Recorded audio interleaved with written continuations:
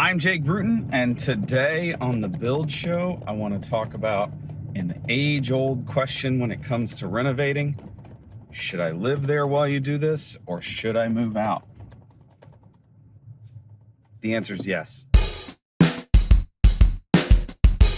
So, you are about to start a large-scale renovation. Should I live there? Should I move out? I'm not gonna comment on something as small as a bathroom remodel.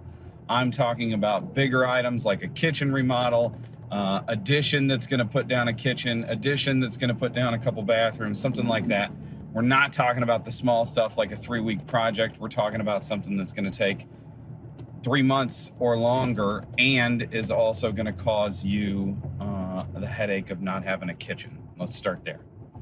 So should I move out? I'm gonna say yes, always yes. I understand that yes is not always the option. I understand that moving out is not always the option. And we have clients, regularly in our renovation work that are living in the house that it stinks, but it was the right choice for them. So let's talk one of the ones that I always have the conversation with clients on: cost. Financially, most likely it is going to be cheaper for you to not live there.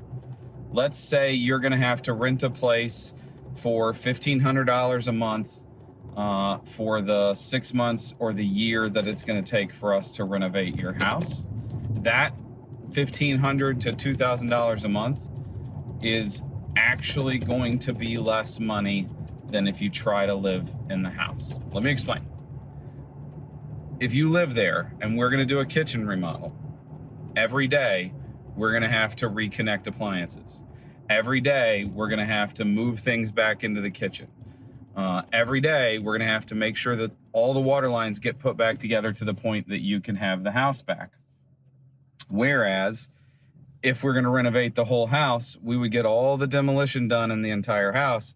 We'd let the plumber come and do everything and put it back together, and then we would start putting the house back together. If you're living there, we have to go room to room to room to room and do them one at a time. And there's an economy of scale, because if we can just have the plumber there for 3 days and have him do the whole house, that's way better than the plumber has to be there 4 different trips over 3 different weeks over, it just is easier for all of A to be done, all of B to be done, all of C to be done for the entire house than it is room by room by room. So my guess is it's going to be cheaper for you to move out. We're going to have less money. Our subcontractors know whether or not you're going to live there. They're going to price accordingly. So in your proposal, you're going to see that it's going to cost you more. You're going to see what the costs are. And I'm guessing that we can save a little bit of money by doing it differently, if that makes sense. Also, we're having to work around your stuff.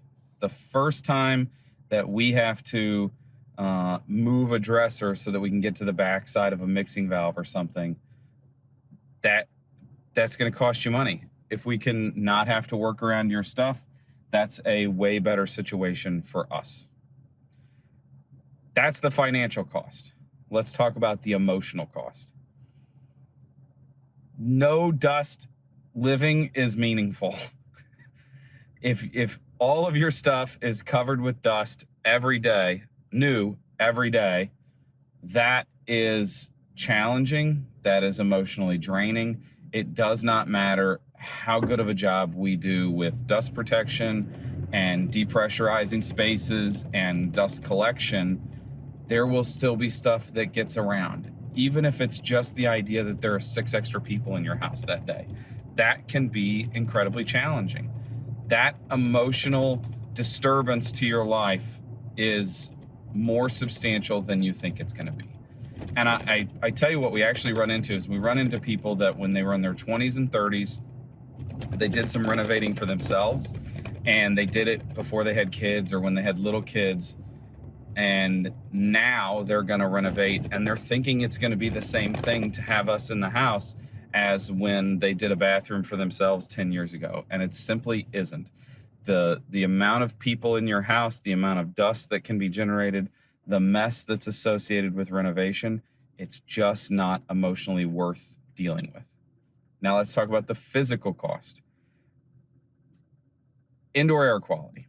That's an easy one.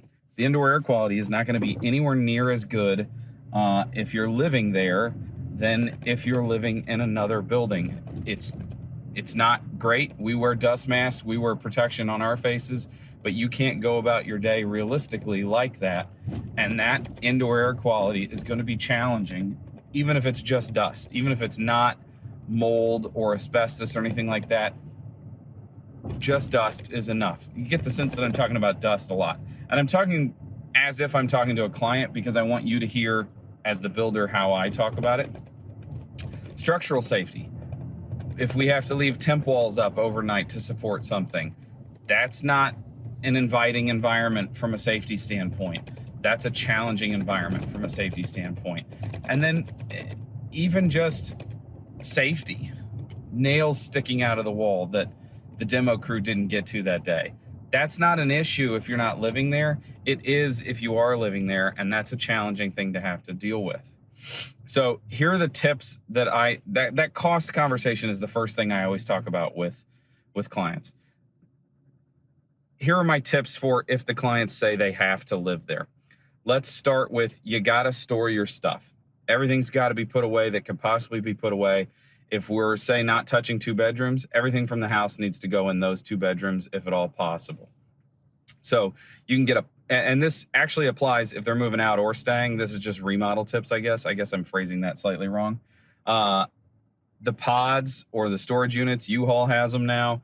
Get a storage unit, set it in the driveway, set it in the yard, get all your stuff out of there if possible. Create a storage room inside the house is also possible. Like I said, you can move into two bedrooms that aren't being touched or something.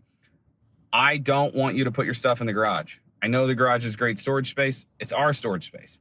So don't put your stuff in the garage, because we need to be able to store stuff there. If we have to load out tools every day, that's also costly. If we can shut the garage door and leave our table saw set up overnight, that saves you the cost of us having to put that stuff up.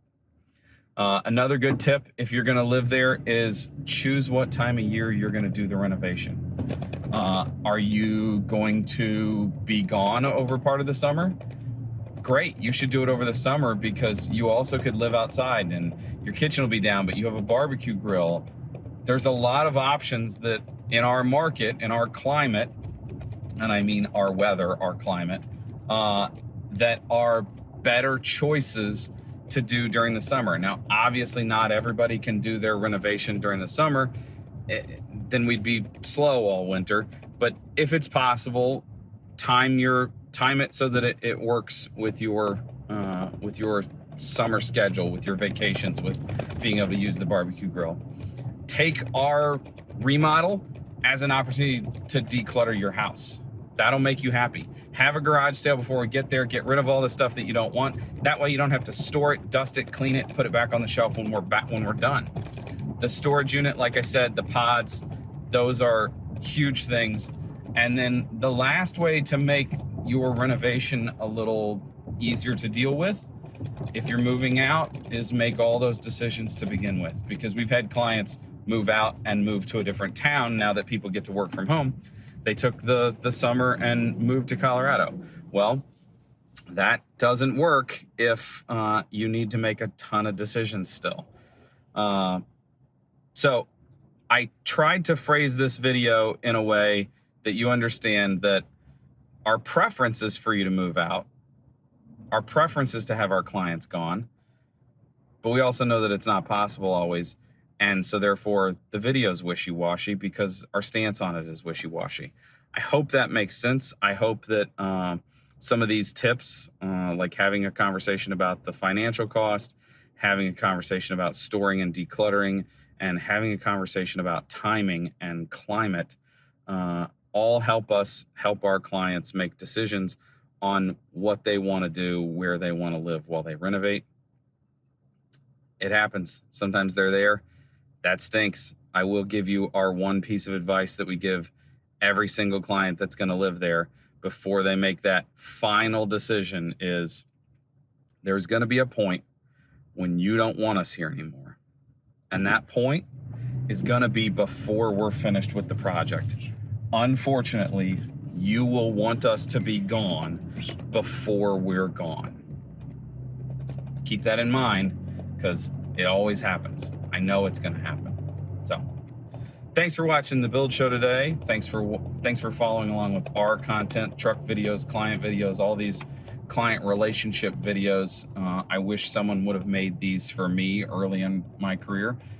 So that's why I make them. Don't forget to follow me on Instagram. Don't forget to follow the Unbuild It podcast. That's a podcast I do with Peter Yost and Steve Basic. Comes out twice a month. So thanks. Have fun remodeling with clients in the house.